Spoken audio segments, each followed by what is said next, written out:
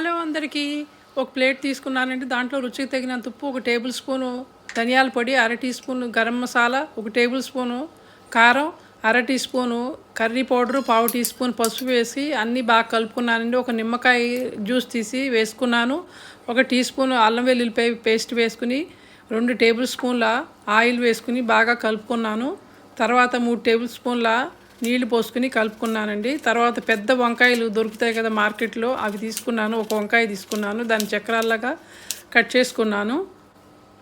తర్వాత వీటికి మనం కలిపెట్టుకున్నాక ఆ మసాలాలో కొంచెం వాటర్ తక్కువైందండి. కొంచెం వాటర్ పోసుకుని కొంచెం పలచగా కలుపుకొని జారుగా ఉన్నాం కదండి వంకాయ ముక్కలు. వాటికి మసాలా బాగా పట్టించాలండి. 2 వైపులా పట్టించి ఒక 10 నిమిషాలు మ్యారినేట్ చేసుకోవాలి.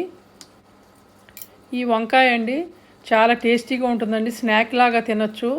రైస్తో, రోటీస్తో, దేంతో అయినా బాగుంటుందండి. 10 నిమిషాలు మ్యారినేషన్ అయిపోయినాక ఒక ప్యాన్లో ఆయిల్ వేసుకుని దాంట్లో చేతి నిండుగా కరివేపాకు వేసుకుని ఈ వంకాయ ముక్కలు చక్రాల్లా కట్ చేసుకున్నాక వాటిని వేయించుకోవాలండి. కొద్దిగా నూనె వేసుకుంటా 2 వైపులా వేయించాలి. తొందరగానే మగ్గిపోతాయి.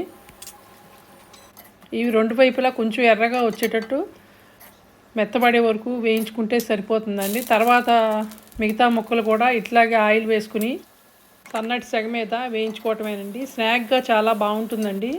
నేను నువ్వుల నూనె వాడాను, అదైతే ఇంకా టేస్ట్ మరింత పెరుగుతుంది. మీ దగ్గర ఏ ఆయిల్ ఉంటే ఆయిల్ వాడుకోవచ్చు. దీన్ని వేడివేడి అన్నంతో తింటే చాలా యమ్మీగా ఉంటుందండి. తప్పకుండా ట్రై చేసి ఎలా వచ్చిందో కామెంట్ చేయండి.